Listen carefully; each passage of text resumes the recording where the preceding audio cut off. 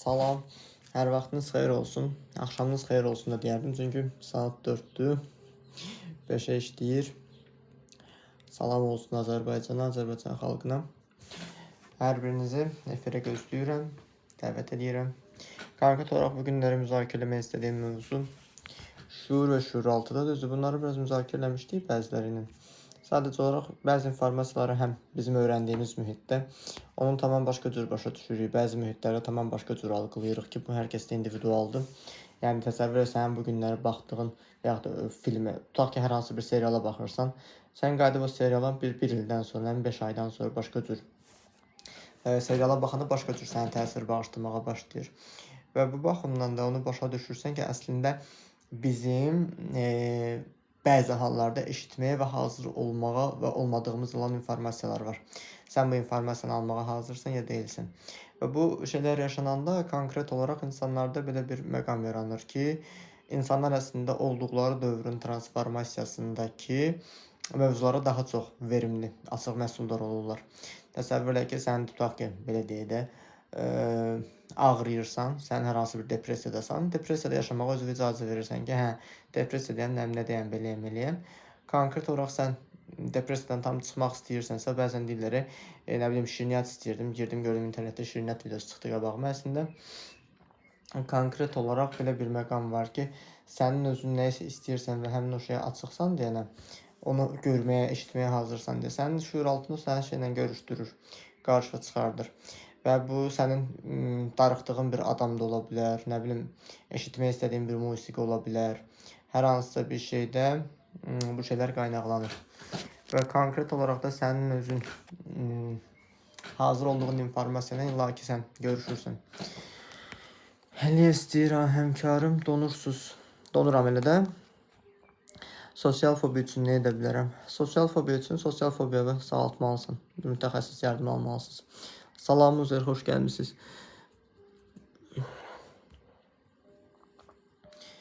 Və konkret olaraq bu həmin o qeyd etdiyim məqam da əslində bizim şuur altımızın, belə deyək də, istədiyi və arzuladığı məqamlardır ki, bizim şuur və şuur altımızı ayıran kritik faktor, filtr təbəqəsi var ki, hansı ki o filtr təbəqəsini çay süzəndə o dəm stəkanın içinə axmasın deyə süzgəc var, onun kimi nəzərə ala bilərik.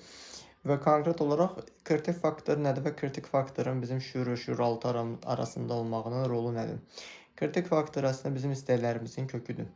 Konkret olaraq təsəvvür yeni bir informasiya öyrənirsən, sən və yaxud da hər hansı bir insana sual verirsən, o sənə cavablayırsan, o cavabı təsdiqləmirsən ki, yox, səhv deyirsən. Amma halbuki sualı sən bilmirsən, şuurla yəni dərk eləmirsən, başqa birisindən sual verməyə ehtiyac duyursan. Və paralelində onu təsdiqləməməyin əslində sənin şuur altında o informasiya yoxdur, yəni kritik faktorun həmin o informasiyanı əslində qusmağıdır, yəni inkar eləməyidir. Və əgər həmin informasiya şuur altında olmuş olsaydı, sənin ruhunu onu təsdiqləsəydi, rahatlıqla ötüb içəriyə keçəcəkdi. Və paralelində insanlar niyə görə sual verir, sual yarana bilər sizdə haqlı olaraqdan. Yəni ki, əgər bir insan sualın cavabını bilirsə, niyə verir? Sualın cavabı əslində bizim daxilimizdə mövcuddur. Sadəcə ya biz o cavabı bilmirik, yəni şuurla dərk eləmirik, ya da fərqində deyilik. Sadəcə həmin özümüzdəki cavabı doğrultmaq üçün ruhumuzdakı təcrübəni, belə deyək də, tətbiqləyib oyatmaq üçün onu başqa bir avtoritet bir insandan eşitməyə ehtiyac duyuruq. Başqa bir insandan eşitməyə ehtiyac duyuruq və paralelində həmin o insanlar əslində bizim öz ruhumuzu tərcümə eləyir. Mən həmişə deyirəm ki, məsəl üçün canlı efirdə deyirlər ki, biz doğru cavablayırsınız, həm nə edirsiniz? Əslində doğru cavablamaqla cavabladığımı bilirəm. Sadəcə konkret insanın da həmin mənim cavabladığım mövzunu təsdiqləməyinin səbəbi onun ruhunda zaten o informasiyanın olmağıdır. Nöqtə yazıb salam. Salam nöqtə, xoş gəlmişsiniz. Və konkret olaraq da həmişə o qədər olur ki, kimsə sənə sual verir, deyirsən ki, bunun həlli budur, bunun nə bir şey budur. Deyir ki, yox, səhv deyirsən, sən bilmirsən, sən hardan bilirsən. Əslində həmin anda nə etmək lazımdır? Konkret olaraq uzatmaq lazım deyil. Həmin insanlarla ünsiyyəti kəsmək lazımdır ki, səni çox sevirəm, sənə çox dəyər verirəm, amma mən özümə də dəyər verirəm, mübahisə eləməyəcəm. Çünki o qədər çox olur ki, bəzən mənim ətrafımda da, yaxud da ümumiyyətlə qarşılaşdığım insanlarda, ya da müraciət edənlərdə bir çox şeylər olur ki, eyni sualı təkrar verirlər. Və eyni sualı təkrar vermək əslində cavablamışam. Bilirəm ki, yadımda da cavablamışam. Yəni, amma cavabdan razı qalmayıbsa mənim problemim deyil. Amma cavabdan razı qalmamağının səbəbi odur ki, zaten bunun daxilində başqa bir cavab var. Sadəcə məndən eşitdiyi cavab onun daxilindəki cavabdan üst-üstə düşmür. Baxır indi bu insanın eşitməli olduğu cavabı təxmin edirsinizsə, adamın zaten kriteriyasını tapandan sonra bilirsən ki, bu ədəbli cavabmı gözləyir, yoxsa biədəbli cavab gözləyir. Yəni ölkəmizdə bu şeylər çoxdur. Deyir, hər vaxtınız xeyir, salam, necəsiz? Hər vaxtın xeyir, yaxşıyam, sağ olsun, necəsən? Deyir, düzdür. Və bu baxımdan da konkret olaraq həmin insanlarla nəyisə belə deyim, müzakirə eləmək heç lazım deyil. Çünki öz vaxtımıza, öz enerjimizə qənaət eləmək daha çox belə deyim, məqsədə uyğun arzu olunandır. Yəni təsəvvür elə ki, sənin başa düşməyən insan sən nə şey eləyəcəksən, yəni o ehtiyacı niyə duyursan? Hə, burada bir məqam var ki, bir çox insanlar dirəşirlər. Məsəl üçün, mənim özüm də öz peşəmə təzə başladığım vaxtlarda hər hansısa bir yeni təcrübələrimdə və yaxud da öyrəndiyim informasiyaları və hər hansı insanlara belə deyək də vurğulamağı çox sevirdim ki, yəni ki, insanlara görə faydalı olmaq istəyirdim, insanlara görə yaxşı mənada ayıltmaq istəyirdim, amma baxıram ki, bir insan yuxusunu tam almayıbsa, o ayılmayacaq, deyəcək qoy biraz da yatım və mənə onu oyatmağa niyə ehtiyac duyuram və mən səni niyə görə məcbur özümə eləməyə çalışıram, tabe eləməyə deyil, yəni həmfikir eləməyə çalışıram. Fakt budur ki, mənə bu adam təsdiqləmir. Çünki həmin o ərəfələr, məqamlar olanda insan öz-özünü inkar edir, öz-özünün demotivasiya edir ki, motivasiyası aşağı düşür. Bu sənin ərin ola bilər, qaynanan ola bilər, anan ola bilər, atan ola bilər, hər hansı ağlına gələcək bir toksik bir insan ola bilər ki, sən bir anlıq sevincini paylaşırsan və sevincini sənin qursağında qoyur, deyirsən ki, məsəl üçün atıram da deyir ki, nə bilim, özümü çox pis hiss edirəm. Deyirsən ki, yəni narahat olma, yəni duyğular keçici bir hissdir. Sənin duyğuları bu gün yaşayırsan, sənin bu günləri hiss etdiyin duyğu sənin yaxşı olub pis olmağın demək deyil. Səndən soruşuram ki, məsəl üçün necəsən? Sən deyirsən ki, belə də. Sən o anlıq hiss etdiyin duyğu ilə cavab verirsənsə, yəni o demək deyil. Çünki duyğular zaten keçicidir. Zaten sənin bir müddətdən sonra dopaminin, endorfinin, yəni xoşbəxtlik hormonunun tənzimlənib qalxanda özünü xoş hiss eləyəcəksən. Çünki konkret olaraq sənin daha doğrusu ağzına aldığın cümlə, ağzına gətirdiyin cümlə, mən yaxşı deyiləm, pisəm dediyin, zaten sənin şüuraltının ümumilikdə bir mesajdır. Ya o sözü vərdiş eləmisən, ya nə bilim, konkret olaraq kimdənsə görüb götürmüsən ki, özünün həyatının bir parçasını çevirmisən ki, amma vərdişdən də qurtulmaq mümkündür. Deyir, yaxşıyam, şükür, dünənki ətraflı dəyəriniz ahlı faydalı konsultasiya üçün təşəkkürümü bildirirəm. Dəyməz, mən də sənə təşəkkürümü bildirirəm. Aha, dəqiqə. Və bu baxımdan da bir çox insanlarda çox olur. Deyirlər ki, nə bilim, məni başa düşmürlər, nə eləmirlər. Leviyə deyir, salamlar, salam, Leviyə xoş gəlmisiniz. Konkret olaraq belə bir məqam var ki, sən əgər normal olduğun halda, anormal olan insanların içərisində, anormal olmadığı və əslində normal olduğu sübut eləməyə çalışdıqca özünə normal olmağa başlayırsan. Və bu vəziyyətə düşməmək üçün əslində ətrafı dərk eləməlisən ki, məqam var da, yəni alma dərmək istəyirsənsə, alma ağacının altına gedəcəksən, heyva dərmək istəyirsənsə, heyva ağacının altına gedəcəksən. Ağrımaq istəyirsənsə, yəni o deyir, almanı götür, xarab almanın yanına qoy, zaten sağlam almayı da yəni bir belə deyək də infeksiya bulaşacaq. Yəni o da çürüməyə başlayacaq. Yəni konkret olaraq seçimdir və seçimi doğru eləyən insanlar əslində fərqindəlik yaşayan insanlardılar ki, o çürüdüyünün fərqinə varırsa, çürüdüyü ona xoş gəlmirsə, mənfəəti yoxdursa, gedəcək. Mənfəəti varsa qalacaq. Deyəcəksiniz ki, nə mənfəət? Buradakı mənfəətlər sağlam mənfəət olmur. Kökündə yatan mənfəət şey olur, travmatik bir şey olur.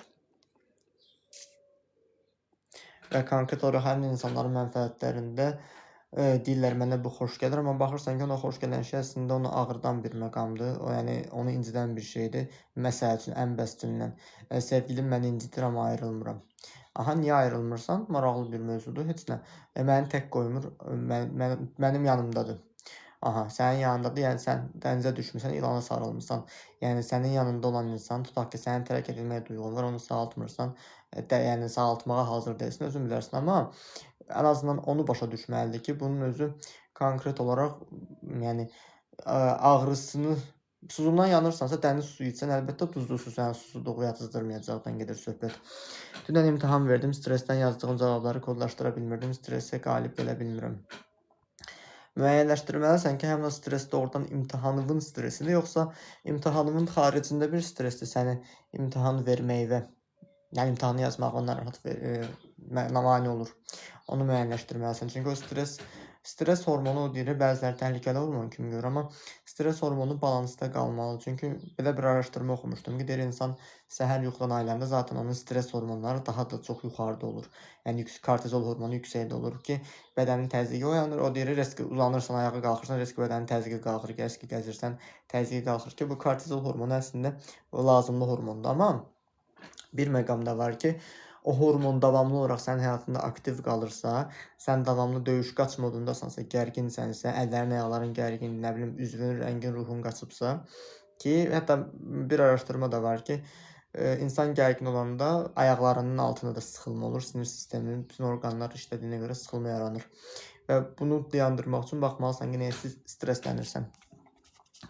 Salam, narsist biri ilə evliyəm, artıq çökmüşəm, boşanmaq qərarı almışam, indi də məni şantaj edir, boşansaq belə səndən əl çəkməyəcəm falan. Yox, deyir də, prosta ki, səndən əl çəkməyəcəm deyir. Sən əgər ondan boşanandan sonra, fiziki olaraq o insandan ayrılandan sonra, psixoloji olaraq da o insana özündə mental olaraq bitirsən, heç də şey eləməyəcək, əl çəkəcək. O qədər stresli idim ki, yemək belə yeyə bilmədim, ürək bulanma tutulmuşdum, titrəyirdim. Hətta bəs səni nəyə stressləndirən? Zaten stresin ilkin vurduğu orqan mədə və bağırsaqlar olur ki, demək stressləndiyin bir olayı həzm eləyə bilməmisən, iyrənmisən və mədən də onu qusmaq istəyib. Psixologiyam çox korlanıb. Nə eləmək istəyirsiniz bəs? Boşanıb boşanmamaq arasında qərarsızlıqda qalmısınız? Deyir, salam, mənim hər gün başım gicəllənir. Aha. Və sualınız nədir?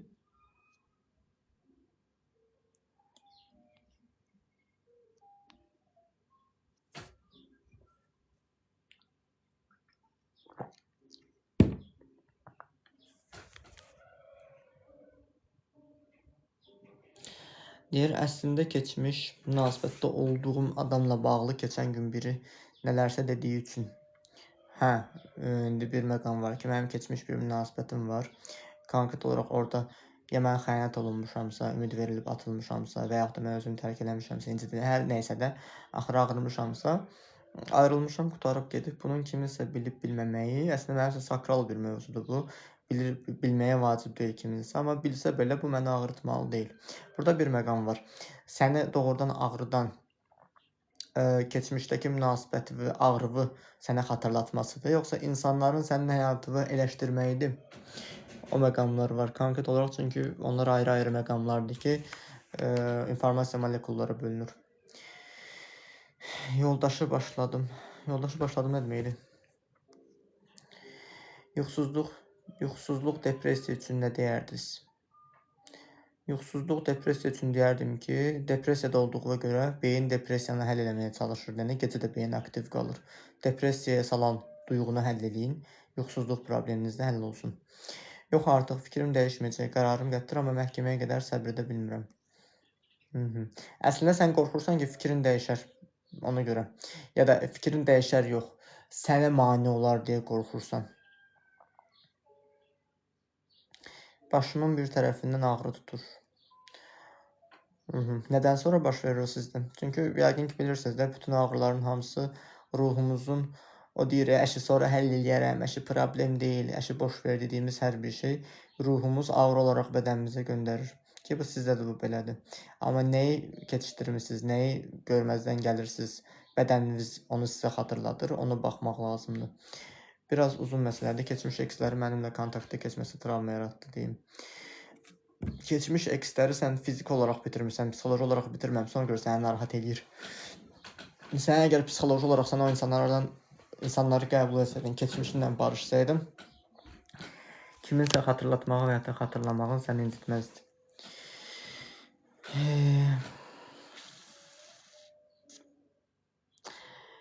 Yoldaşım başqa kişinlə cinsi əlaqədə olub boşadım.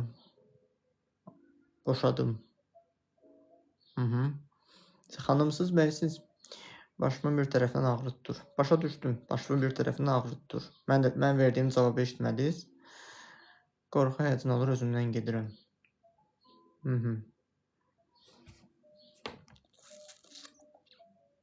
Qorxu həyəcanınıza baxın. Əslində qorxu həyəcanınız da əslində sizə ağrıdır. Deyir bəy. Aha, başa düşdüm. Xanımınız sizə xəyanət edib başqa bir kişiyə, siz də boşanmısınız. Və məndən nə eşitmək istəyirsiniz bəs? Çünki sual verməmisiniz siz burada. Yəni olmuş və bitmiş hadisəni danışırsınız.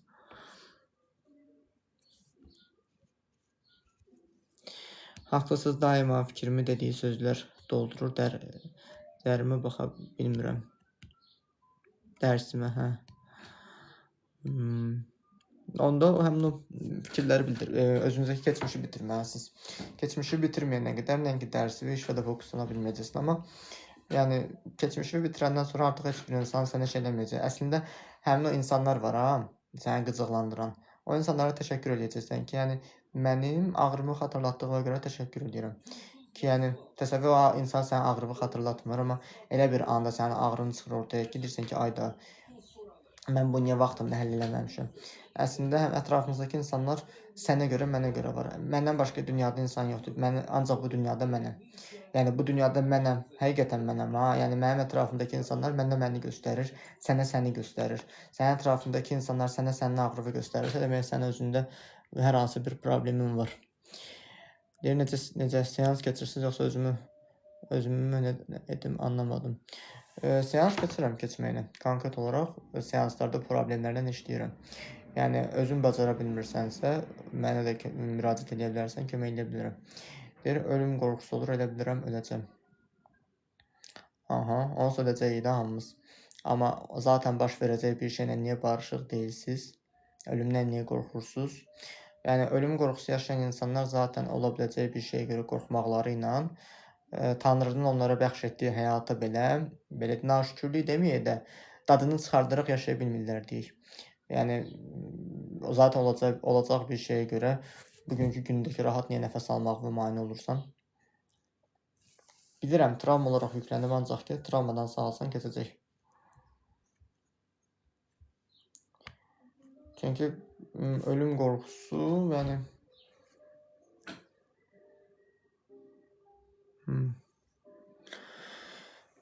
ölüm qorxusu, yəni uşaqlıqdan yüklənmiş bir proqram. Yəni o qalsa ana bətnində 9 ay doğuma hazırlaşan körpə də bəs elə bilir ki, ölür. Ölmək başqa bir dünyaya doğulmaqdır. Yəni nə bilirik biz bu dünyaya doğulanda başqa dünyada ölmüşükmü? Yəni reinkarnasiya varmı, yoxmu? Yəni neysə, axı yəni bu mövzular var. Eynən mən də döyüntüm 120 qalxan kimi öləcəm deyə düşünürəm. Antidepresan almasam pis oluram.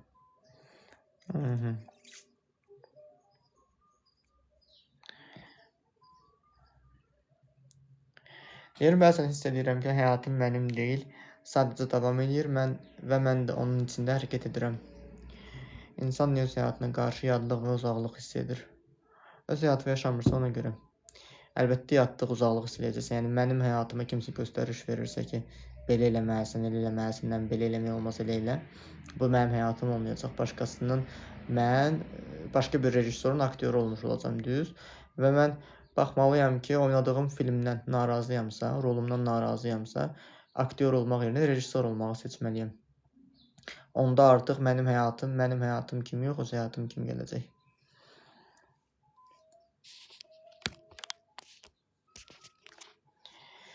Və mən daima başqaları ilə müqayisə etdiyin üçün də içdən-içə çürüyürəm.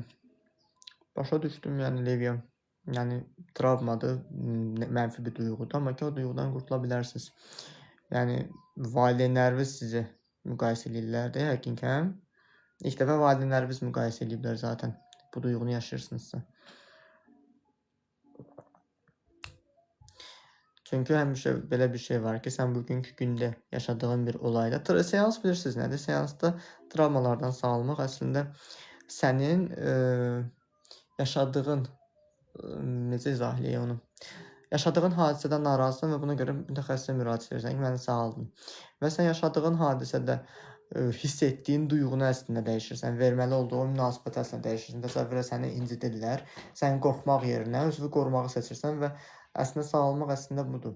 Və nə vaxtsa özünü qoruya bilməmisənsə, o yaşa qayıdıb baxaraq oradakı uşağa hər şeyi doğru izah edib kodlayandan sonra, yəni münasibət, hadisəyə baxış tərzi dəyişir. Deyir, eynən, halbuki o qədər müqayisə etdikləri insanların mənfi cəhətini görmürlər. Çünki onlara görə xoşbəxtlik ancaq uzaqlıqdadır deyil, ancaq uzaqlıqda xoşbəxtlik axtarırlar, yaxında axtarmırlar. And içiblər mən yerin dibinə salmaqlara, deyimi yaza bilərəmsə bu haqda məlumat almaq istəyirəm. Direktdə bəli yaza bilərsiniz. Direktdə də yaza bilərsiniz, əlaqə nömrəsində də yaza bilərsiniz. Mən də valideynlər, keçən səfər bir həmkarımla söhbət edirəm. Onun özü də valideyn də anadır. Deyir ki, valideynlər də əslində, yəni konkret olaraq uşaqlıqda bizə öz doğruları ilə böyüdürlər. Gələcəkdə deyir, nə bilim, mənim oğlum, qızım 20 ildən sonra düşünməyəcək ki, kaş ayağına mənə vaxtında telefon verməzdin, 15 yaşında mənə telefon alıb verməzdin. Və bu məqamlar da var ki, nə bilirik, gələcəkdə bizə övladlarımızı şövrə qınayacaqlar, qınamayacaqlar. Çünki hər məqamın öz doğrusu olur. Və bu məqamın da öz doğrusu bunların travmatik olan olaylarıdır ki, valideynlər əslində heç də haqlı deyirlər, amma haqlı olduqlarını düşünürlər.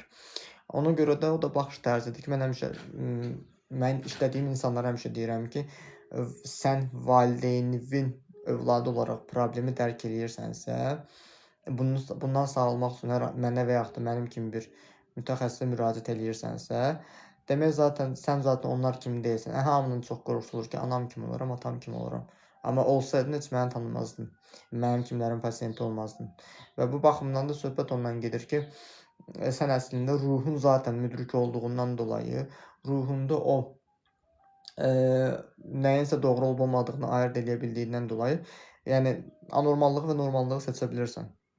Məsəl üçün bilirsən ki, nəsə doğru deyil, amma doğrusu var, tam o anı tapa bilmirsən. Və o anda onu tapmaq üçün də, ona hazır olmaq üçün də sən müəyyən bir hadisələr yaşaması. Adam var ki, eyni travmanı təkrar yaşayır. Amma o travmanın ona verilməli olduğu dərsi anlamır ki, sənin həyatıma bu insan giribsə, sənin həyatıma bu insan niyə girib, sənə nəyi göstərir, sənə nəyi öyrədir və ya da demək, dünyada ancaq mənəm, insanlar məni göstərirlər. Sənə bu insan hansı tərəfi göstərir? Mənim həyatıma girən insanı mən sevdiyimə görə girib, yoxsa nifrətdən girib? Çünki nifrətlə giribsə, mən ona nifrət edirəmsə, onu mühakimə edib, onu qınayıramsa, konkret olaraq demək, bu mənim öz qorxu demək də neqativ duyğumu göstərir. Yadınızda saxlayın ki, yəni bəzilərinizin informasiyası olmuş da ola bilər, olmaya da bilər. Bu duyğular hamısı aşağı frekanslı duyğulardır. Yəni təsəvvür elə ki, sən qınayırsan, içində nə bilim qəzəb var, aqressiya var, paxıllıq var, peşmançılıq var, günahkarlıq var, yazıqlıq var. Ən qədər mənfi duyğunun listini tuta bilərəm də burada. Və konkret olaraq səndə bu duyğular varsa, zaten sənin enerjin frekansın aşağı olur. Və aşağı frekansda olduğu görə aşağı frekanslı insanlar çəkirsən həyatına. Məsəl üçün, mən əsəbləşmişəm, oturmuşam, söyürəm və yolda hər hansısa bir söyüşsəm və əsəbi bir normal həyat yaşamayan bir insan mənimlə başlayır danışıb gülməyə. O anda mən əsəbimi çıxartmaq üçün onunla danışa bilərəm, amma mən sonra özümə qayıdacam axı. Mənim axı o anlıq duyğumu yaşayıram axı. Bunun bütün həyatı söyüşdən ibarətdir, mənfilikdən ibarətdir. Hər şey lağlağı ilə yanaşı axı. Mən o anda əsəbimi, duyğumu çıxardıram axı. Və mən o vəziyyətdən çıxandan sonra artıq həmin insana da məsəl üçün təklif edə bilərəm ki, yəni mən bu vəziyyətdən xilas olmuşam, bu duyğuydu, istəsən sənə də kömək edə bilərəm.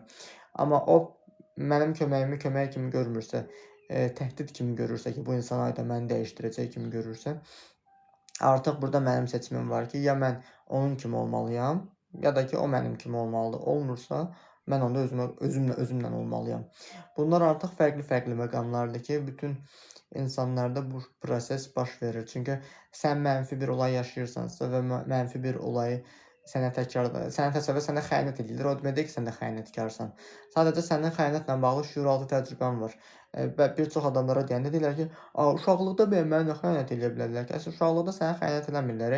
Konkret olaraq, nə bilim, anavın, atavın səni nənəngilə aparıb qoyub, aldadıb çıxması da xəyanətdir. Nə bilim, ananın başqa uşağa uşaq olduğu halda süd verməyə də uşağına xəyanət hissi ötürür. Uşağı sabah sənə parka aparacam deyib aparmamağı da xəyanətdir və sair kimi bu kimi məqamlar duyğu olaraq qalır. Və bu duyğu olaraq qalır, duyğu başlayır kök atmağa. Birinci olaraq fidan kimi yetişir, sinif yoldaşlarından xəyanət alırsan, biraz böyüyür, biraz böyük ağac olur, nə universitetdə, nə dostlarla orada burada, iş yoldaşlarına. Axırı o xəyanət tam böyüyür və bar verməyə başlayır və bar verəndə artıq o çartlayıb çıxdığı bir məqamdır ki, hətta onun qar uçqununa belə bənzətmək olur. Çünki emosiyaları qar topası kimidir. Amma bir məqam var ki, həmin o qar uçqunu olanda baxmaq lazımdır ki, sən günəş olduğun halda səndə niyə qar yağır? Yəni konkret olaraq sənin özün xəyanətkar deyilsənsə, səndə bu duyğu varsa niyə var? Yəni demək sənin əslində öz frekansın o deyilmiş, amma mənfi bir duyğu sənin frekansını gizlədir. Təsəvvür elə ki, sən dərzisən, amma sən dərzi olduğun halda sənə yemək bişirmək üçün sənə şef qoyurlar. Əlbəttə ki, sən şef ola bilməzsən. Və bu baxımdan da yəni deyirəm, atın qabağına, nə bilim, itin qabağına ot qoymaqdansa hər kəsə öz lazım olduğu yerini bilib, öz probleminə görə, hər hansı bir şeyə görə doğru ana, doğru yerə müraciət eləyərək vəziyyətdən xilas olmağı bacarırsa, xilas olursa, əslində bu ən çox arzu olunan bir məqamdır. Amma bunun əksi də olur. Bunun əksi necə olur? Bir çox insanlarda ümumiyyətcə belə bir məqam var ki, yəni qəbristanlıqda o qədər istedadlı insanlar yatır ki, hansı ki özlərini çartladıb, qabıqlarını çartladıb içlərindəki gözəlliyi görməyiblər. Yəni araşdırıb baxsan, yəni bir-bir ruhlarla görürsən, baxacaqsan ki, o qəbristanlıqda yatan insanların biri nə bilim aşpaz olub, biri musiqiçi olub, biri aktyor olub, biri nə bilim pianist olub, yəni piano çalan olub və s. İndi amma bunlar o heç vaxt o başlanğıca əməl eləməyiblər. Məsuliyyətlərini götürməyiblər ki, bu cəmiyyətimizin ən maraqlı bir məqamıdır ki, məsuliyyət. İndiki insanlar məsuliyyətlərini öz boyunlarına götürməyi istəmirlər. Və bu məsuliyyəti boynuna götürməməkdə, məsəl üçün bir seansım olmuşdu ki, konkret uşaq idi. Uşaq 2 yaşında yerini ıslatmışdı. Yerini ıslatmışdı. Uşaqla seansda danışırıq. Daha doğrusu seansda uşaqlığına qayıtmış. Uşağı deyil, 2 yaşındakı uşaq deyil. Yəni 40 yaşındakı xanımdır, 40 üstü xanımdır ki, 2 yaşında qayıtmışıq. Seansda görürük ki, yerini ısladan 2 yaşlı uşaqdır. Biz o uşaqla danışırıq ki, sən niyə görə də, yəni ayağına getmirsən? Deyir, təmbəllik eləyirəm. Və təmbəllik eləmək də əslində təmbəllik eləmir ha. Sadəcə məsuliyyət götürmək istəmir. Çünki bir çox məqamlarda, fəlsəfələrdə var ki, uşağa zaten karşoka getməyi öyrətməklə ona öz məsuliyyətini öyrədirsən. Amma çox təəssüflər olsun ki, bir çoxlarında bu şey olmur. Olur, amma başqa cür olur. Yəni təsəvvür elə ki, uşaq valideyninin məsuliyyətini yiyələnirsə, valideyn uşağın məsuliyyətini yiyələnirsə, bu da problemdir ki, yəni burada rollar qarışır artıq. Uşaq anaya ataya, ana atalıq eləyir, valideyn də uşaq olur. Nə dərəcədə doğrudur ki, baxırsan ki, əslində valideyn də bugünün valideyn məsuliyyətindən qaçır. Uşaq zaten uşağa nümunə olmaq lazımdır ki, uşaq da körlüyür. Və bu baxımdan da 2 yaşın öz məsuliyyəti olduğu kimi, nə bilim 5 yaşın, 6 yaşın öz məsuliyyəti olduğu kimi, 7 yaşın, hər yaşın öz məsuliyyəti var və o məsuliyyətlər sənin özünə görə sənə şey olmalıdır, bədənində oturmalıdır. Və belə deyək də, oyunlarda ən çox puanlar, xallar gəlir. Ha, məsəl üçün mən oyun oynayıram, məndən 500 xal gəlir, amma mənim səviyyəm deyək 50-dir, o birisininki 200-dür. Mənə nə bilim 100 puan gəlirsə, 50 puan gəlirsə, ona gələcək 5000 puan. Amma bu o demək deyil ki, ona gələn 5000 puanla o daha da çox irəli gedir. Sadəcə bəzi məqamlar var ki, yaşa görə, fiziki göstəriciyə görə, nə bilim müəyyən bir yerə görə, level'a görə sənin almalı olduğu nəticə dəyişir. Təsəvvür et ki, yəni əlbəttə ki, 300 manatlıq, 400 manatlıq maaş alan bir insanla aya 5000 qazananın duyğu və düşüncə baxımından yerlə göy qədər fərqi var. Sən qayıdıb 300 manatlıq maaş alan, düzündə 450 manatlıq desən, əvvəl 300 idi. 450 manatlıq maaş alan insana, sən standart maaş alan insana qayıdıb 5000 manat maaş ikramiyə təklif eləsən, gedəcək ona iPhone alacaq, keyfə dağıdacaq şey eləyəcək. Çünki özünü o pula layiq görmür. Və paralelində özünü o pula layiq görməməyi bu onu göstərir ki, məsələn deyir, varlıya deyir 10.000 dollar verirsən, gedir yatırım edir, kasıba verirsən, gedir nələrsə alır. Və bu da onu göstərir ki, zaten o pulu özünü layiq görmür. Deyəcəksiniz ki, yaxşı, bəs özünə gedir axı və bahalı şeylər alır. Bahalı şeylər alır, amma bahalı şey layiq deyil axı zaten, özünü layiq görmür axı. O zaten özünü bahalı şey layiq görsəydi, onun həyatında o bahalı adlandırdığı maddi bir ehtiyac zaten ehtiyac yoxdur, əlində olmuş bir vəsait olardı. Bu olmadığına görə də konkret olaraq bu özündə əksik tərəf olaraq onu görür və onu susturmağa çalışır. Amma o insan kifayət qədər belə deyək də, yetkin bir insan olsa, bayaq dediyim kimi onu rahatlıqla özündə normal görə bilər. Amma ki, indi 5000 manat qazanır, elə də var ki, lap milyoner. Milyoner olmaq üçün həmişə nə deyir? Milyoner olmaq üçün sən özün üçün şirkət qurmalısan və o şirkətin belə deyim də standart proqramlarına, lazımlı proqramlarına, şeylər, resurslarını yığmaq üçün 10-15 il xərcləməlisən ki, yatırım eləyəsən, davamiyyətli olsun, rutinli olsun. Amma milyarder olmaq üçün sən özün heç kimin vaz keçə bilməyəcəyi bir texnika, hər hansı bir üsul ixtira eləməlisən. Telefon kimi, nə bilim, TikTok platforması kimi və s. Və bu baxımdan da konkret olaraq bunlar hamısı ayrı-ayrı məqamlardır və bir çox şeyi sevirəm. Deyir ki, Lamborghini maşını olmalı idi, səhv etmirəmsə, Ferrari. Deyir ki, Ferrari'nin reklamı televizorlarda yoxdur. Çünki hədəf kütlə zaten Ferrari'ni qazanmaq üçün televizora oturub baxan insanlar deyillər. Onlar zaten öz məsuliyyətlərini boyunlarına götürmüş, özləri üçün çalışan, özlərini inkişaf elətdirən insanlardılar. Və konkret olaraq da paralelində belə deyək də, həmin o insanlar zaten arzularına çatdılar. Elə bir məqamda var ki, deyir, ona görə də deyir, Ferrari'nin deyir, maşını 2 nəfərli idi, digər avtobus 30 nəfərli idi. Belə bir gülünc məqamda var. Nəysə. Amma ki, yəni bu da onu göstərir ki, insan zaten özü ilə məşğul olanda, insan özünü inkişaf elətdirəndə, özünü inkişaf elətdirmək üçün bəzən sual verirlər ki, psixoloji olaraq hansı kitabı məsləhət görərsiniz deyə bir sual verirlər. Psixoloji olaraq məsləhət görəcəyim kitab konkret olaraq standart bir kitab yoxdur. Amma belə bir şey deyə bilərəm ki, yəni hər bir insanın özünün öz bədən bioloji ritmi var və almalı olmağa hazır olduğu bir informasiya var. Yəni konkret olaraq mən qayıdıb bir insana ən ağır fəlsəfə, psixologiyanı önərsəm, o heç oxuyub başa düşməyəcək və ağrıyacaq, həmin gün ürəyi sıxılacaq, ağrıyacaq, çünki aldığı informasiyaya hazır deyil. Yəni bir aylıq körpəni sən yeridə bilməzsən. Yəni zaman keçməlidir. Və buna görə də baxırsan ki, insanlarda hərənin özünə görə lazım olduğu və almağa hazır olduğu bir informasiya var ki, şəxsi inkişaf kitabları və yaxud da şəxsi inkişaf üçün hər hansısa bir belə deyim də addımlar ata bilərsiniz özünüz üçün, özünüzü kəşf etmək üçün və sən nəyə başlamaq lazım olduğunu anlamaq üçün birinci özünü kəşf etməlisən. Yəni ki, bəziləri bir dənə film, serial var idi. Türkiyədə gedirdi. Taçsız Prenses serialı var idi. Orada qız, balaca uşaq var idi orada. O uşaq demək imkanlı bir kişi çıxır qabağına da, onun nəvəsidir adında mı, nədir? Senaryo yadımdan çıxıb, neçə ilin kinosudur. Konkret mövzu yadımdadır ki, uşaqlara hansı peşəyə lazım olduqlarını, aid olduqlarını göstərirdilər orada. Və həmin o aidiyyəti axtarmaq üçün də nə bilim birini pianoya göndərdi, birini aktyorluğa göndərir, birini nə səs kursuna göndərir. Hərəsini bir cürə yoxlayırlar və baxırlar ki, əslində hansı nəyə daha çox yatqındır. Özlərini kəşf etmələrinə kömək edirlər. Və ən çox da bir maraqlı bir məqam var ki, sən əgər hansı peşəyə başlayacağını bilmirsənsə, götürürsən dəftərə, əlinə alırsan qələmi, bütün peşələrin adını yazırsan. Məsəl üçün, sən yazdığın peşələrin adlarından sonra hansının adını yazanda sənin içində həyəcan oyanır, hansıda daha çox xoş hiss keçirdirsənsə, zaten o sənin ruhunun missiyasıdır və bunu sən öz peşən kimi, yəni görə bilərsən.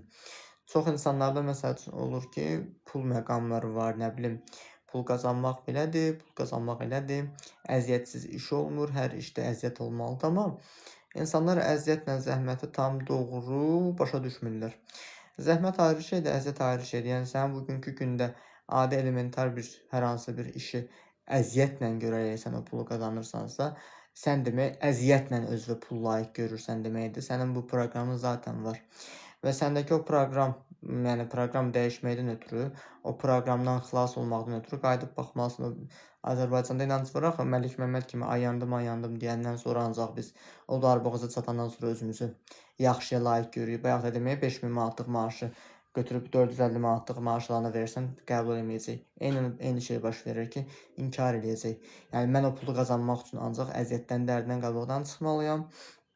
Dağa dırmaşmalıyam, ağırlıq qaldırmalıyam, ölməliyəm, dirilməliyəm. Yəni bədənim xəsarət almalıdır ki, mən ona layiq olum ki, baxırsan ki, bir çoxlarının travması zaten elə budur ki, özlərini xoş yaşama layiq görmürlər.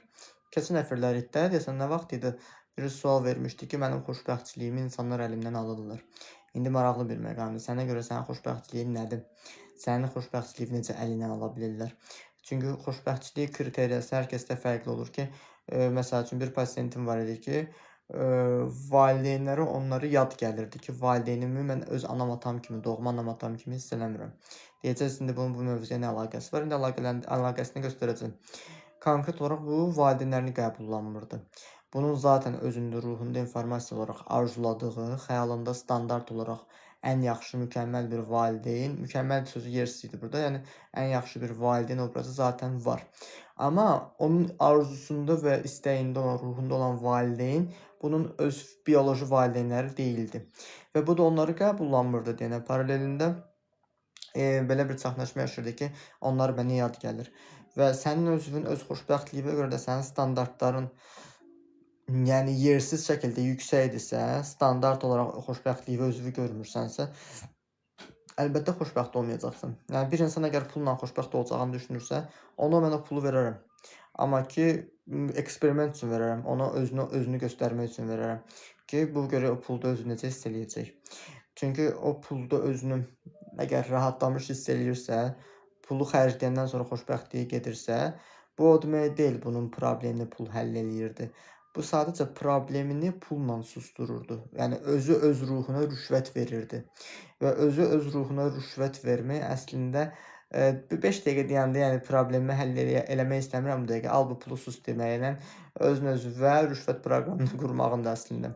Və bu baxımdan bu rüşvəti dayandırmaq üçün də sən əslində özünün ehtiyacını dərk eləməlisən ki, pul zaten vəsait vasitədir ki, maddi dünyada yaşayırıq və maddi dünyanın ehtiyaclarını qarşılamaq üçün yemək, içmək, kommunal kirayə, nə bilim, hər hansısa bir ipoteka və s. bu kimi məqamları qarşılamaq üçün lazımdır. Amma ruhumuzun ehtiyacları təkcə bu deyil. Yəni ən bəsiti cinsəllik, cinsəllik ruhun ehtiyacı deyil. Yemək ruhun ehtiyacı deyil. Konkret olaraq sənin bədəninin, fiziki bədəninin həyatda qalması üçün, enerji resurslamaq üçün ehtiyacıdır və paralelində sən onu xoşbəxtlik kimi görürsənsə, yemək yeyəndə də xoşbəxt olan insanlar zaten ruh ağrısını sakitləşdirir. O da pulla yox, hər hansısa bir qida ilə özünə duyğu yaşadaraq özünə rüşvət verir. Ki, özünüzə rüşvət verməyə dayandırmalısınız.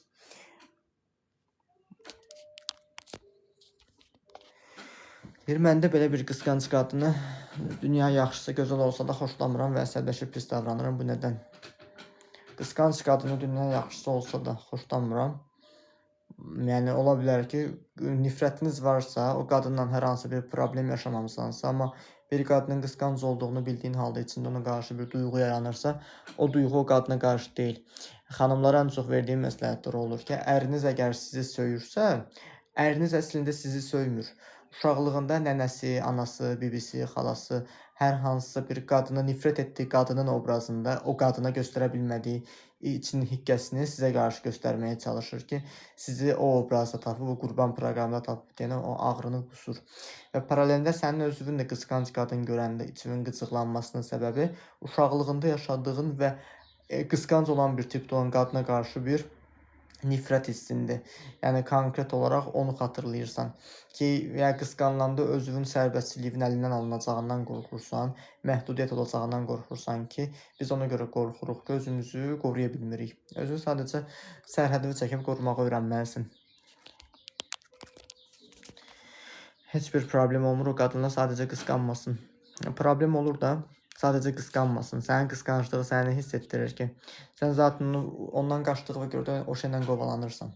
Sadəcə olaraq bunu mən sənin daha dərinləməsinə möhtəşəm izah elədim, amma ki, başqa cür onu başa düşürsənsə, ola bilər ki, o informasiyaya hazır deyildin.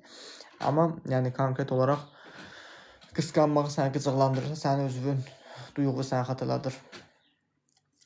Salam, sən nə işlə məşğulsan? Sən başa düşməzsən, sənlik deyil.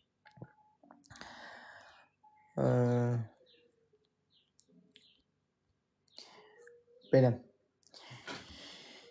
Deyir, bəzən hiss edirəm ki, həyatım mənim deyil, sadəcə davam eləyir. Buna aid bayaq biz bir şey oxuduq axı. Yoxsa eyni sualdır. Yadımdan çıxdı.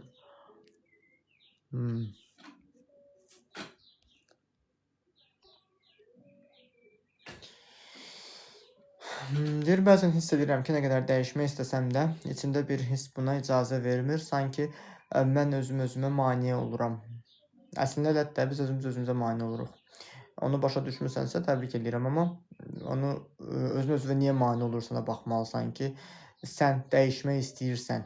Amma maneə olduğun şey doğrudan maneəçilikdir, yoxsa olduğun ağrıda bir mənfəətin var. Mən uşaqlıqda anam belə qatışmayıb, qısqanmayıb, axtarmayıb, o hansı qız istəmirəm qısqansın. Ola bilər sən travma və ananla yaşamamısan, amma ki travma yaşamısan. İstəmirsənsə səni qısqansın. Qısqanılanda, qısqanıldığını düşündüyün anda hansı emosiyanı keçirdirsənsə o emosiyadan sağ ol. Deyir ki, məsələn, yaxınlaşıram, amma bir nöqtədə sanki içimdə bir qapı bağlanır. Nə qədər istəsəm də onu aça bilmirəm. Əslində özünü bağlayırsan. Hər hansı bir qorxun mu var, çəkingənliyi mi varsa, ya olduğun kimi görünməkdən qorxursan ki, bəzilərində o, belə deyək də, güvənsizlik olur, etibarsızlıq olur. Hər kəsdə o fərqlidir. Çünki yaxınlıqdan yox, yaxınlıq qursam baş verəcək olaydan qorxuram deyə özümə qapanıram. Şüuraltı özünü gizlədir vəziyyətdə o.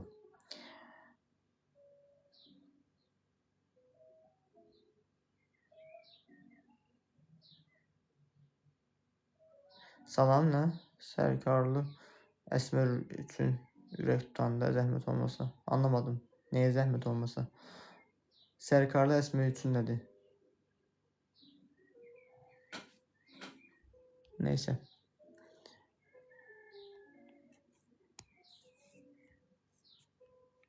Bəzən insanlar sual verəndə duyğunu verirlər, mənə sualı vermirlər. Konkret olaraq hiss etdiyi duyğunu fərqindəliyini yaşamadan, onu məntiqə doğru izah eləmədən verirlər də, suallar da belə biraz qarışıq görünür. Yox, mən həmişə anam güvənib, bilib ki, mən problem yaratmaram, heç zaman ona. Mən sənə anama nə deyirəm ki? Yəni, konkret olaraq deyirəm ki, ola bilər ananla problemin olmayıb. Amma ki, qısqanclığın varsa ondan sağalmalısan. Amma illa ki, anava deyirsənsə, elə anam deyirsən bayaqda, nə ananla bağlı sənin travman var. Anava toz qondurmursan, onun sənə travma verdiyini qəbullanmırsan. Çünki mən burada sənə anavı nəzərə almadım.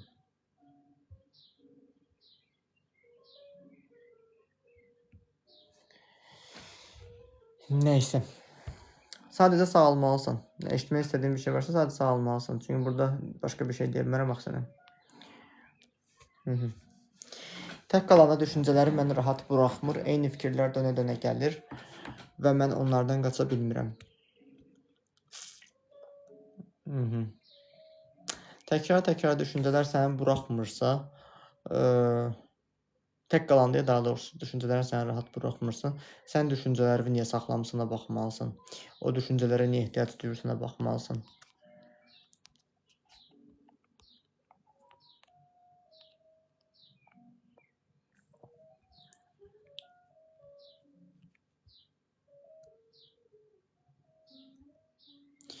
Sizcə birisinin bizə qarşı olan yalan danışmağını öncədən biz hiss eləyə bilərik, yoxsa sonradan yalanı görəndən sonra şübhələnirik? Valla öncədən hiss eləyə bilərsən, amma yalanı görəndən sonra şübhələnmək. Yalanı görəndən sonra o insanın həyatını saxlayırsan ki, şübhəli saxlayırsan.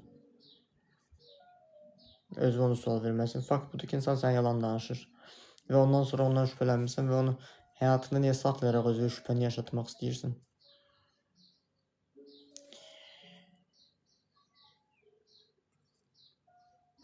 Deyir, bəzən o qədər düşünürəm ki, artıq nə hiss etdiyimi belə anlamıram, sanki beynim hisslərimi qarışdırır. Olar.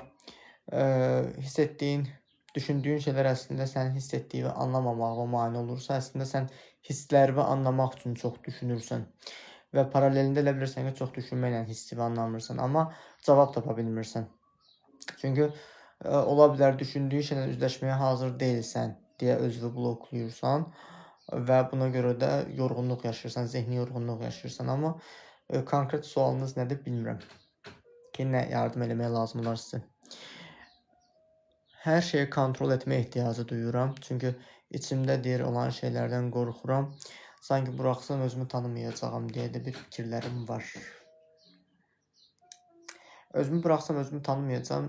Sən amma özündən danışmadın axı birinci. Hər şeyi kontrol etmək istəyirəm deyirsən. Bəlkə sən hər şeyi kontrol eləyərək, dominantlıq əldə eləyərək şəxsiyyətini hiss etməyə çalışırsan ki, sən dominantlığı buraxandan sonra, idarə etməni buraxandan sonra özünü yox kimi görürsən. Bu bir çox insanların zaten natamamlıq kompleksidir. Paralelində uşaqlarını valideynlər ona görə idarə edirlər ki, özlərini şəxsiyyət kimi hiss etmək istəyirlər.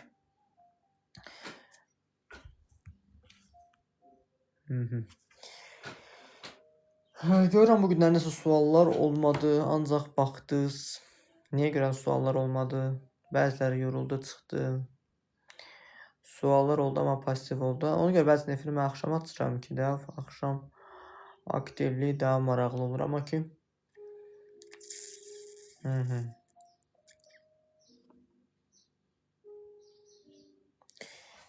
Gör neçə dəqiqə efirdəyik biz?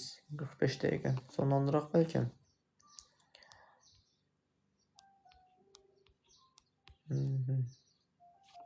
Çünki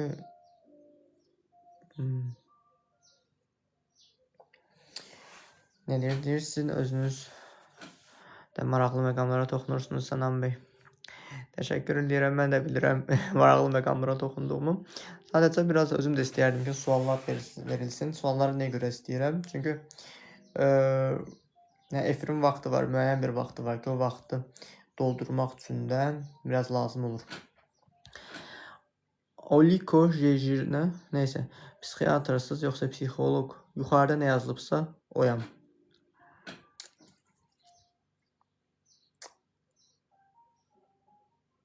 Verəcəm suallar, narahat olmayın.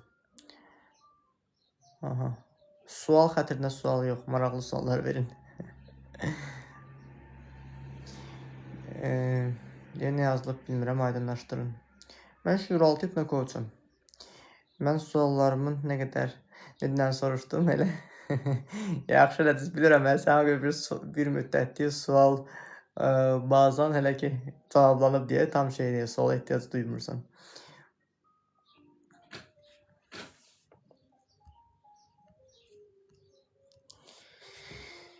Tək qalanda ürəyim deyə sıxılır, bilmirəm niyə. Mən də bilmirəm. Əslində bilirəm, sənin ürəyi sıxanın tək qalanda nə olduğunu bilmirəm. Sadəcə özünüzü qəbullanmırsınız. Privet deyir.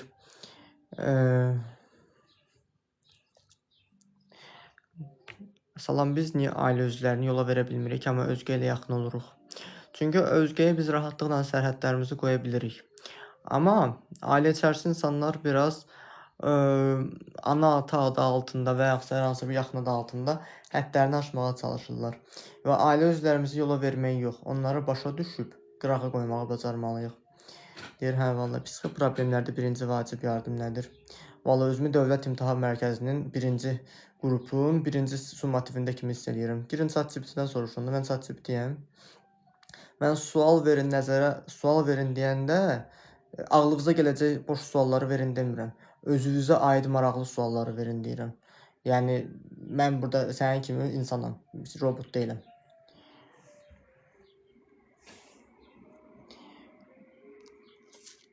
ChatGPT nədir? ChatGPT heç nə. Sənin profilin üstünə basıram, orada 3 dənə nöqtə var. Biri var ki, hesabı səssiz al, sonra da engəllə.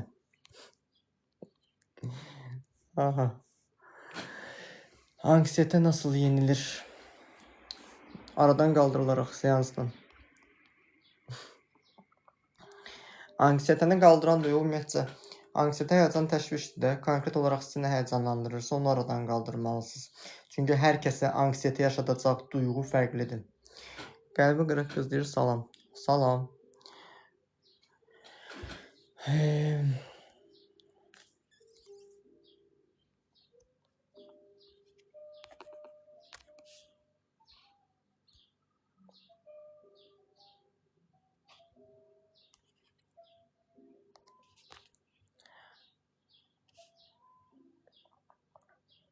Uzer, mənim efirimdə burada çox üzr istəyirəm də kiməsə barmaq eləməyə sənin ixtiyarın yoxdur. Bina atdı. Cəmaatın adından səni.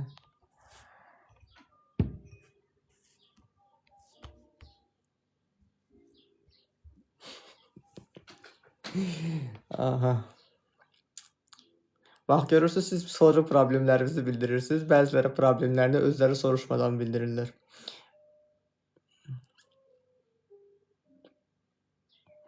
Əgər kiməsə yaxınlaşanda bir nöqtəyə qədər hər şey normal olur.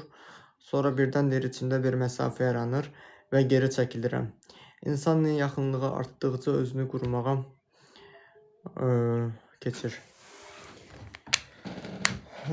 Kiməsə bir nöqtəyə hər şey normaldır, kiməsə yaxınlaşanda bir nöqtəyə qədər şey normaldır. Əslində sənin nəzarətin altında olanda hər şeyi sən normal hiss edirsən, özünü təhlükəsiz hiss eləyirsən. Vəziyyəti sən idarə edə bilməyəndə, həmin o şəxsi idarə edə bilməyəndə qorxu və yaranır, çəkingənlik yaranır, sən də geri çəkilirsən. Amma baxır ki, insanlarda nədən qorxursunuz? Deyir, psixoloji pozulacaq bu yayında. Mən heç bir şey əsəbləşdirə bilməz burada.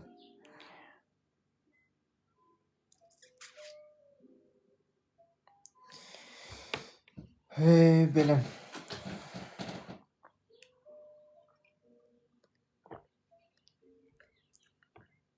Ümumiyyətlə, yadınızda qalsın ki, boş söz danışanlar, yersiz danışanlar insanlara, belə deyim də,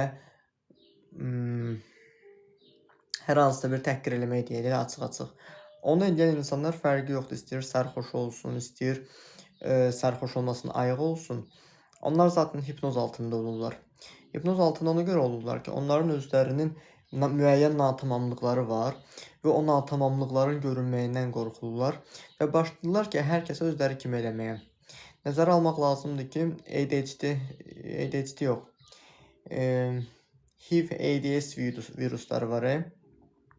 Elə xəstəlikləri olan insanlar bəzi yerlərdə, ölkələrdə də ən çox olur ki, kinoteatrlarda, hər hansı xüsusi bir görüş yerlərində öz istifadə etdikləri şprisləri, iynələri atırlar ortalıqda ki, qalsın və o xəstəliyə digər insanlar da bulaşsın. Çünki özlərindəki insanlar bəzən anormallığı hiss edirlər və özlərinin çox olmağını istəyirlər. Və orada da məqam öhdəlik artıq düşür bizə ki, sən onun kimi doğrudan olmaq istəyirsən, yoxsa yox. Çünki ətrafdakı insanlar bəzən bizim özümüzdəki özəyi üzə çıxardır və paralelində səni kimsə incidirsə, durduq yerə səni incidirsə, adam dəlidir. Amma o səni incitdiyinə görə qayıdıb sən də onu incidirsənsə, demək səndə də harca bir problem var. Və sən qayıdıb onu səni incitdiyi halda, ona qayıdıb deyir, ilan səni gəlib ayağı sancıb, sən zəhərvi bədəndən xilas etmək üçün xəstəxanaya qaçıb ilkin yardım götürmək əvəzinə ilanı axtarıb boğub öldürməyə çalışırsan. Axı sən zəhərlənmirsən ya bu dəqiqə, sən öləcəksən. Ona görə özünü qayıdıb baxmalısan ki, mən özümü niyə qoruya bilmirəm və özüm üçün atacağım ilkin yardım nədir? Ümumiyyətlə, hər yerdə anormal insan olur və onun olmağının səbəbidir ki, sadəcə o insanlarla biz barışmalıyıq. Mən bəzən səhv bir şey eləmək hissi gəlir. Məsələn, hündür binadan özümü atsam nə olar kimi falan. Heç öləcəksən. Uzaqdakı şikəst qalacaqsın. Amma ki, onu niyə yaşamaq istəyirsən də qayıdıb baxmalısın. Səhv bir şey eləmək hissi. Sən özünə bax, zərər verməyə düşünürsən. İlla ki, əgər özünə bıçaqla hər hansı bir şeyə xəsarət yetirmək hissləri də gəlirsə, ancaq özünə zərər verməli olduğun fikirlər gəlirsə, qayıdıb baxmalısan ki, harda günahkar olaraqdan özünü cəzalandırmaq istəyirsən. Çünki qeyd etdiyin ağlıma gələn fikir xoş bir təsəvvür deyil. Yəni özünə zərər verə biləcəyi bir təsəvvürdür. Ona görə qayıdıb fikirləşməlisən ki, altında yatan hissin səbəbi nədir?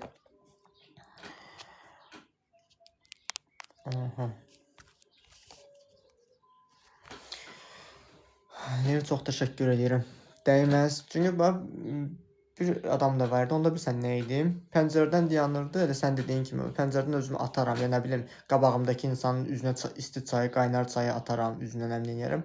O obsessiv fikirlər boşuna gəlmir. İlla ki, altında bir səbəb yatmış olur. Çox təəssüflər olsun ki, bir çox mütəxəssislər onu biraz əlaqəsiz yolla müalicə etməyə çalışırlar ki, mən təəssüf hissindən başqa heç bir hiss keçirtmirəm. Həmin o obsessiv fikirləri. Amma həmin o fikirləri yaradan duyğu dəyişməlidir.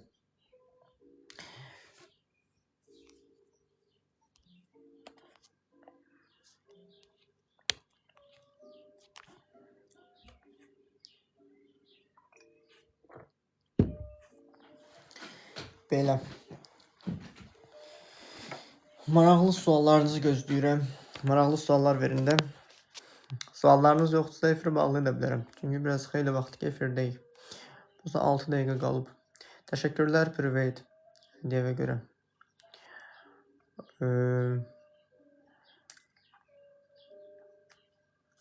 TikTokda belə bir şey var ki, tam 1 saat canlı yayında qalmalısan bir gündə. Bizdə 54 dəqiqədəyik. Düzü bəzən Aydəlim dediyin ikimiz dəvət getdik. İnşallah rədd eləyər.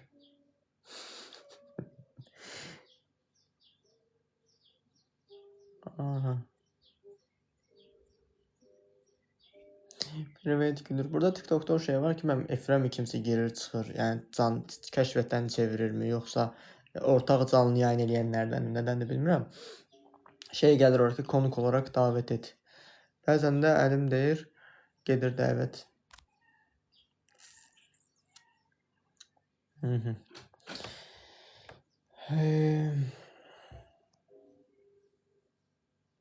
Belə. Deyir, bəzən o qədər çox düşünürəm ki, sanki artıq nə qədər hiss etdiyimi anlamıram. Sanki beynim hisslərimi üstələyir. Bəzən o qədər çox düşündüyün səbəbi qayıdıb bax ki, səni nə düşündürür. Çünki biz nəyəsə düşünürüksə, qayıdıb baxmalısan ki, eyni şeyi davamlı düşünürsənsə, nə də ilişmirsən. Eyni şeyi sən boşuna düşünmürsən, insanın düşüncələri, fikirləri günü-gündən inkişaf edir. Amma sən keçmişdə qalmısansa, araşdırmalısan ki, keçmişi niyə saxlayırsan elə də. Enerji götürürsən keçmişə. Valideynim məni sevmir. Mən nə edeyim ki, valideynim məni sevsin? Valideynim səni sevməyən valideyn özünü sevmir. Və sən paralelində mən onu sevmək üçün özümü fəda eləyim şeyi, sənin vəzifən deyil bu. Amma valideynin səni sevmirsə, paralelində sənin özün başa düşməlisən ki, hər bir insanın doğum haqqı olan xoşbəxtlik enerjisi var. Və bu xoşbəxtlik enerjisini Tanrı bizə hər kəsə bəxş edib. Onu bizə unutduran valideynlər öz neqativinə bizi sürükləyirsə, sadəcə qayıdıb bu valideynləri qəbullanmalısan. Valideynləri qəbullanmaq deyəndə bir çox insanlar elə başa düşürlər ki, mənə travma verib, mən onu sevməliyəm. Sevməli deyilsən. Sadəcə bunu da qəbullanmalısan ki, bu da bu imtahanını verməyib. Burada ən maraqlı bir məqam olur ki, həmin o valideynlər valideyn olaraqdan problemlərini qəbullanmırlar, özlərini dəyişmirlərsə, sən övlad olaraq özünü dəyişirsən. Paralelində ona görə də, yəni hər bir əslində ağrı yenidən doğulmaqdır. Sən ağrını ona görə yaşayırsan ki, növbəti dəfə o ağrını yaşayanda sağlam reaksiya verməyi biləsən. Və sən yenidən doğulmayıb, yəni belə deyim də, hazırlaşmayıb, eyni ağrı, eyni reaksiya verirsinsə, problem səndədir. Salam, sən necəsən? Salam Samir, yaxşıyam, sağ ol, sən necəsən?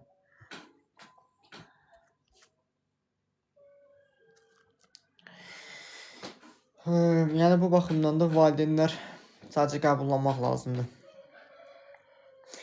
Və valideyni qəbul etmədən, valideyni qınayaraqdan sən özün də gəlib onun kimi valideyn olursan. Çox olur, cəmiyyətimizdə rastlaşdığım insanlar çoxdur elə.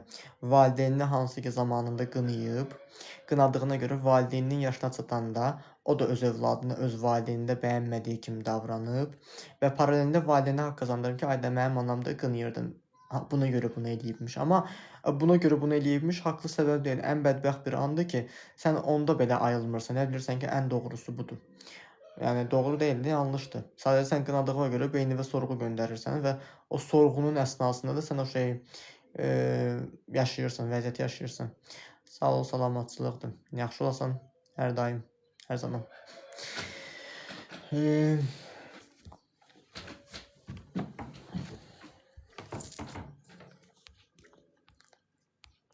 Buna baxıram, görüm başqa sual yoxdur. Bəzən sual yazırlar, sualı düşünür ya da ki, görmürəm. Ona görə diqqətlə baxmağa çalışıram ki, heç birinizin xətrinə dəyməyək.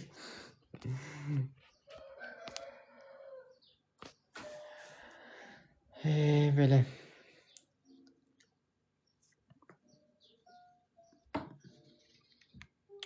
Və də bu ərəfələrdə, yaz ərəfələrdə, mart, aprel, may, bu ərəfələrdə insanlarda psixoloji simptomu, morfoloji təsirə bilirsiniz nə olur? Ağacların çiçəkləmə dövründə türklər polen deyirlər. Azərbaycanca bilmirəm tərcüməsi elədir yoxsa yox. Polen tozuna qarşı allergiyanın yaranmağı ki, hansı ki, çox insanlar bu dövrdə ondan əziyyət çəkirlər. Amma paralelində o allergiya psixosomatika dərəcəsində sağaldıla bilir. Salam, videomu bəyənin də. Və videomu bəyənin də sözü ümumiyyətlə istənilən halda məni sevin də, məni görün deməkdir. Paralelində toksik asitlə, xanım bura adi bir söz yazdı, ağlıma bir psixoloji bir fakt gəldi.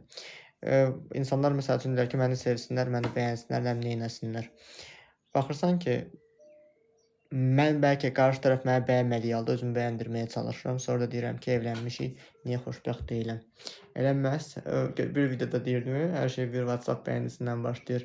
Hər şey əslində ondan başlayır. Çünki mövzu yazdığı, qeyd etdiyi təsdiq cümləsi biraz şey görünə bilər. Bəzilərinə düz məntiqli bir cümlə kimi gələ bilər, amma onu nəhəngləşdirəndə nə kimi faciələrə yol açacağını zaten görürsən.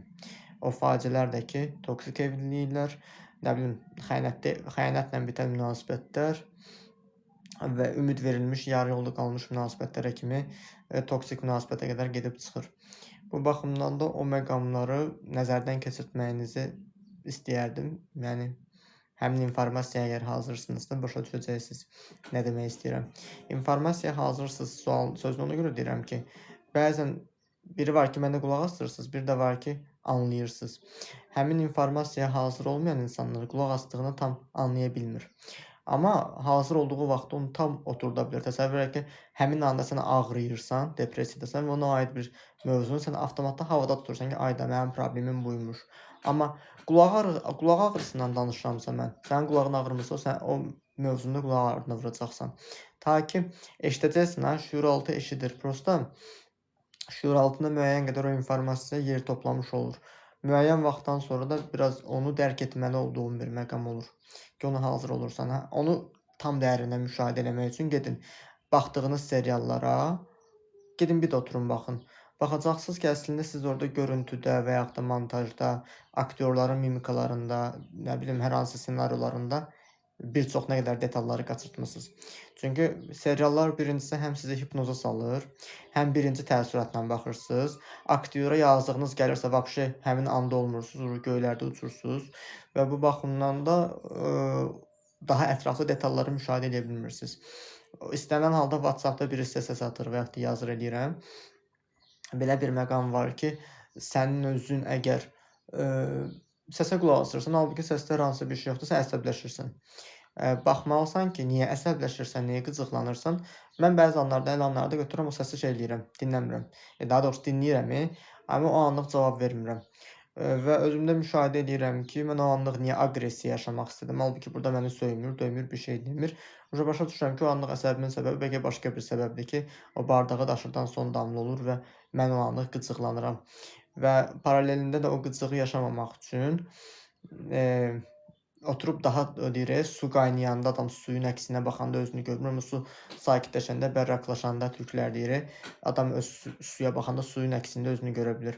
Və bu məqamlar çox vacib bir məqamdır ki, ona görə deyir ki, duyğu ilə heç vaxt qərar vermə. Deyir, mən bir qız olaraq oğlanlardan çox utanıram. Yolda görəndə belə yolumu dəyişirəm. Səbəb nədən olar? Ola bilər səni oğlanlardan utandırıblar. Qız uşağısan, nə bilim, bu yaxınlarda bir tanıdığım bir adam var. Uşaq balaca uşaqdır. Qız uşağıdır, məsum da bir uşaqdır. Arası bir 4-5 yaş var ki, qısa şort geyinib evin içində. Yaxın bir ailə içərisində adam deyib ki, sən şort geyinsən, kişilər sənin ayaqla baxacaq. İndidən görürəm ki, o uşağa travmanı verir. Və paralelində qızı kişiyə qarşı utandırılarcasından, sözü deyə bilmədim, başa düşdünüz, nə demək istəyirəm. Utandıraraq o şeyi yükləyirlərsə, zaten travma kimi qalır. Bir pasiyentim var idi ki, onda oğlan fobiyası var idi. Oğlan fobiyası deyəndə başa düşmürdü ki, nədir deyir. Oğlan görəndə qəribə oluram, amma halbuki uşaqlığında təcavüzə bənzər bir olay yaşayıb. Ondan sonra valideynləri bunu hər oğlan görən kimi bunu şübhə ilə baxırlar ki, nə deyirdi sənə, nə edirdi sənə, nə yaşamısan, nə eləmisən?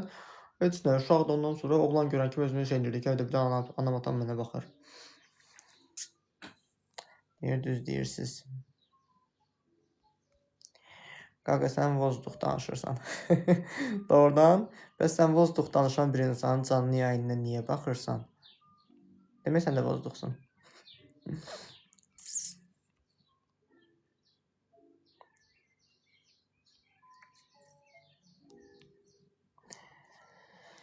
Deyir, məndə də elə idi, bir müddət sonra uzaqlaşdı. Aha, bəli, çox baskı edirdilər. İndi marağım belə yoxdur oğlanlara. Düzələr bu. Düzələr. Çünki o problem sənin evlilik probleminə qədər gedib çıxacaq. Hətta bir çox xanımlar olur ki, ona görə öz ərləri ilə belə cinsəllik yaşamaqdan qorxurlar. Vaginizm problemləri, hər hansı problemlərin bir budağı olur. Amma sağalır. konkret olaraq hansı travmanı yaşamısansa, hansı baskını yaşamısansa, oğlanlara qarşı sən əslində özünü qoruya bildiyini başa düşəndə, öz sağlam niyyətini başa düşəndə, oğlanlarla istər həyata alacağın bir bəylə, istər cinsi, istər romantik bir münasibət, ancaq özün istəsən yaşaya bilərsənin müstəqilliyini başa düşəndə, artıq biləcəksən ki, yəni çox üzr istəyirəm, sən voleybol topu deyilsən. Valideynlər elə baxırlar ki, məsələlərə, sanki qızları, oğlanları hamısı istifadə edəcək. Xeyr, insan özünü qoruyursa heç kimə heç eləmir.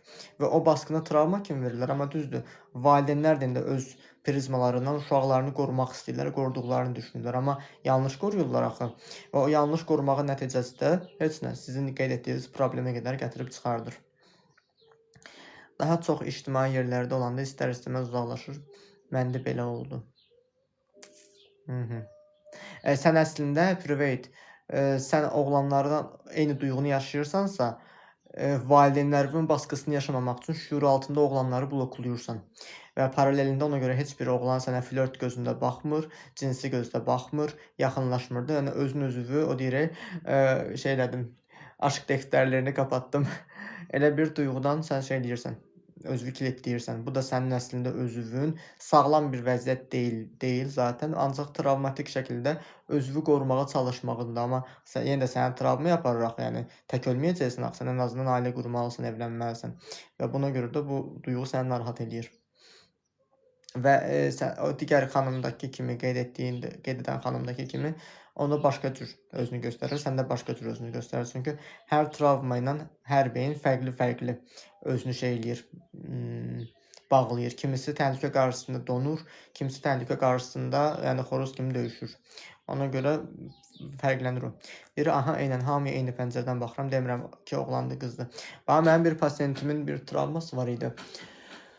30 üstü yaş xanım, 30 plus xanım idi. Demək, xanımın problemi o idi ki, oğlanlarla deməyədi, biraz oğlanlarla deyəndə biraz fərqli çıxacaqdı. Yəni mentallıq onu biraz başqa cür başa düşür. Amma hər hansı bir oğlanla münasibət yaşayanda, istər cinsi, istər romantikcəsinə özünü günahkar hiss eləyirdi. Travmasını aydınlaşdıranda uşaqlıqda sən demə valideynləri buna deyib ki, bütün oğlanlar sənin qardaşlarındır.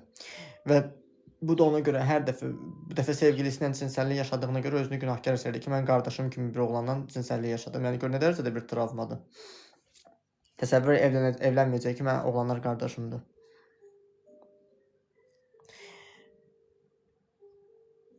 Deyir, bir də kimsə mənə məsələ üçün yolda maşında gedənə toxunanda iyrənirəm, özümdən pis hiss edirəm. Sənin valideynin yüklədiyi travmadır. Sənə hər hansısa bir oğlan toxunanda və yaxud da hər hansı bir insan ya qolu dəyəndə, ya əlini, nə bilim, dəxil toxunuş, kontakt olanda, fiziki kontakt olanda özünü günahkar hiss eləyirsən ki, mən valideynlərimin dediyi kimi bir qız oldum bəlkə. Ki, o dedikləri qızdakı əslə sən deyilsin, ha, travmadır. İctimai yerlərdə biraz rahat oluram. Salam, axşamınız xeyirlincəsiz. Salam, yaxşıyam, sağ olsun, necəsiz? Sizin seansınız hələ askıdadır, yəni veşilkadadır. Nə vaxt qoşulsaz, yəni əvəz olunacaq seansınız. Çünki bilirəm, çünki ödənişini ödəmişdiniz, sadəcə ikincisinə qoşula bilməmişdiniz.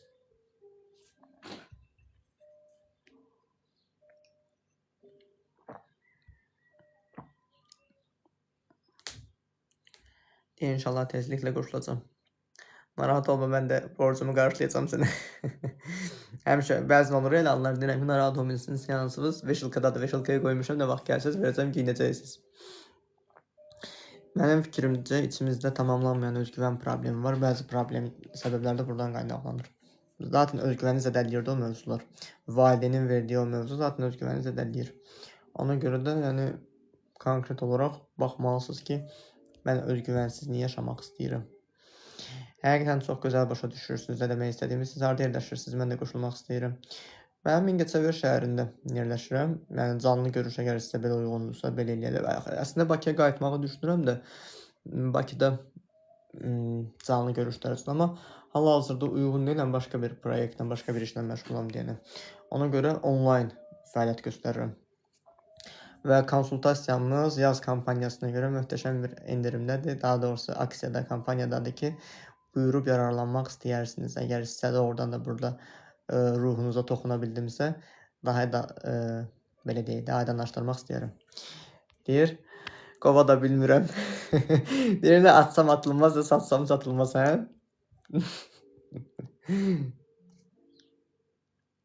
Bir dəfə bir şey deyim, sizə güldürüm. Bir dəfə yaxın dostumla söhbət eləyirəm. Deyir ki, filankəs bir, nə bilim, ərinə xəyanət eləyir. Deyirəm ki, bir anlıq mən də o anda sıxılırdım da heç onun mövzusuna tam fikir də vermədim. Deyirəm ki, əşi nəyəsə sıxılır da, eyni ər, eyni qaynana verir. Deyir, əşi deyir, deyir, dəlisən, elə şey olar. Deyirəm, olmaz, prosta bir anda elə dedin ki, ürəyim sıxıldı. Eyni ər, eyni qaynana deyir, gündə bəyəm birini dəyişdirməlidir ki. İndi bunu deyəcəm, indi bəziləri deyəcək ki, siz xəyanətə normal baxırsınız. İndi onu deyəcəklər birazdan. Yo, normal baxmıram. Telefonda baxıram. Aha, dedim biraz da gülüş qataq, maraqlı qataq.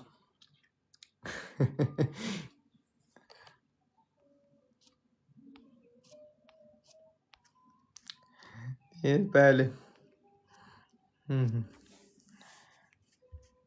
Amma indi bir məqam var ki, mən məsəl üçün eyni ər, eyni qaynana deyirəm, sıxılırlar. Məsələn, qaynananı qoydum qırağa ki, sən qaynana ilə evlənmirsən ki, oğlu ilə evlənirsən, də qızı ilə evlənirsən. Paralelində sən yoldaşından sıxılırsansa, demək sən yoldaşından hər hansısa bir marağa görə münasibət qurmuş olursan.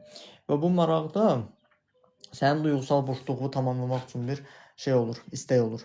Və o belə deyim, sən nə qədər hər gün eyni yeməyi yeyirsən, eyni yeməyi hər gün yeyirsən, sıxılacaqsan yeməkdən, çirinəcəksən, düz. Və hər gün hər bir insanla tanıdığım bir xanım vardı ki, deyirdi ki, mənim həyatım maraqsızdır və istəyirəm ki, evlənim, mənə həyatıma maraq qatsınlar. Mən maraqsızsamsa, maraqlı insan məni seçməlidir. Və paralelində ona görə belə bir məqam var ki, sən özün də maraqlı olmalısan ki, ateşlə barut birləşmək yerinə, yəni ateşlə ateş birləşib sağlam bir, ateş təbii ki, burada sevginin alovundan gedir söhbət ki, sağlam bir yanaşma olsun. Yaxşı psixoloq tapmaq çətindir. Yəni psixoloqlar insana deyir, robotçasına yanaşır, amma Sənan bəy fərqlidir. O fərqliliyimi gördüyünüzə görə mən də sizə təşəkkür edirəm. Əslində mən psixoloqlardan tamam başqa cür prizmadan baxıram, çünki onların baxış bucağı tamam başqa bir bucaqdır ki, onlar məntiqlə işləyirlər. Mən məntiqlə işləməyi sevmirəm. Ki, məntiq sənin bugünündür, mən bugününlə işləməyi sevmirəm. Bəzilərinə mənim konsultasiya vaxtı bir köntöv cavab verməyim var ki, sənin bugünün problemi məni maraqlandırmır deyən kimi, sana diqqətlə lomka kimi üzmə baxırlar. Deyirəm ki, yəni ki, sənin bugünün problemi mən ona görə maraqlı deyil ki, sənin bugün problem yaşayırsansa, o dominonun ilkin bir daşı var. O domino daşına devirməliyik ki, bugünkü daşlar da devrilsin. Yəni, duyğunu yaşayırıqsa, hadisəni yaşayırıqsa ki, biliriksə ki, bu hadisə bizim imtahanımızdır, biz nəyəsə, hər hansı bir şeyimiz doğru deyil, bizə nəyəsə göstərir. O göstərilən şey bizim keçmişimizdə gizlidir. Hər bir insan həm öz keçmişində və danışığında gizli olur ki, hər bir şey əslində bizdə var. Sadəcə, kitab oxumağı sevdiyimiz qədər özümüzü oxumağı bacarsaq əslində, vəziyyətə üzdən keç səthicəsinə yanaşmaq yox, daha dərinə yanaşaraq şey eləyə bilərik ki, mən də o dərinliyə yanaşdığıma görə özümdə o şeyimi bəyənirəm. Çünki yəni səthi şeyləri sevmirəm. Düzdür, okeanın Mariana çuxurunu tam dərindən araşdırmamışam, amma araşdıra bildiyim məqamlar var.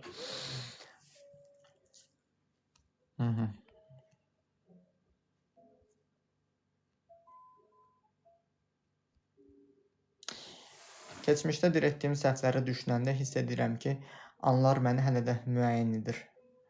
İnsan niyə keçmişini buraxmaq əvəzinə onunla eyniləşir? Keçmişlə eyniləşirsən, çünki sən keçmişi buraxmamısan. Eynisini yaşamaq istəyirsən deyə eyniləşirsən. Sən keçmiş səhvləri niyə oturub düşünürsən ki? Salam, salam.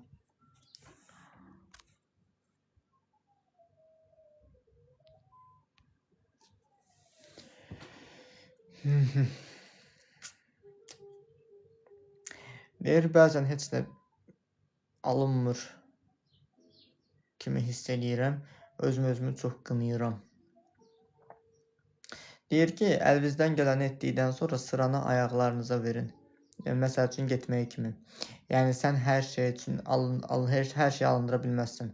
Sadəcə sən müəyyən bir addım atırsan və gerisi prosesdir. Pareto qanunu var ki, Pareto qanunu işləyir. Sənin sərf etdiyin enerjinin 100% enerjinin 80%-i həmin o resursu qurmaq üçün rutinə hesablanırsa, 20% sənə nəticə kimi geri qayıdır. Təsəvvür et ki, sən market işlədirsən, gündə marketinə 100 nəfər girirsə, onun ən azı 20-si bir normal samballı bir maddi dəyər verir də sənə. Məsəl üçün, hər hansısa bir şeylərdə 10 nəfərin ikisi. Bu baxımdan da sən nəsə alındırmırsan, ya doğru strategiya ilə əməl eləmirsən, ya da ki, həvəslə başlayıb kiminsə də həvəsindən sönürsən. Adətən mən sırf hər şeyi motivasiyaya bağlamağı, düz motivasiya yaxşı bir şeydir, amma hər şeydə motivasiyaya bağlamağı ona görə sevmirəm ki, sənin motivasiya qıraqdan gəlsə, qıraqdan demək səni demotivasiya edə bilərlər. Ona görə də motivasiya sənin daxilində olmalıdır da ki, özünün ətrafındakı neqativ insanlardan özünü sığortalamalısan ki, bacardığımız məqamlar da var, qoruya bilmədiyimiz məqamlar da var. Ona görə də yəni belə. 1 saat 15 dəqiqədəki efirdəyik. Xeyli bir saat oldu. Elə mən də 1 saat olmağını gözləyirdim ki, zamanımız dolsun. İnşallah sizlərlə vaxt olsa, yenidən görüşərik. Yenidən görüşənədək. Hipnocoach nə işə baxır, qardaş? Hipnocoach konkret olaraq şüur altındakı hər hansısa bir problemi hipnozla şüur altı səviyyədə həll eləyir. Yəni, hipnoz sənin şüur altı səyahətindir. Yəni, dərinləməsinə bir araşdırma istəyirsinizsə, internetdə araşdıra bilərsiniz. Çünki indi efiri bağlamalıyım. Təşəkkürlər, uğurlar sizlərə də.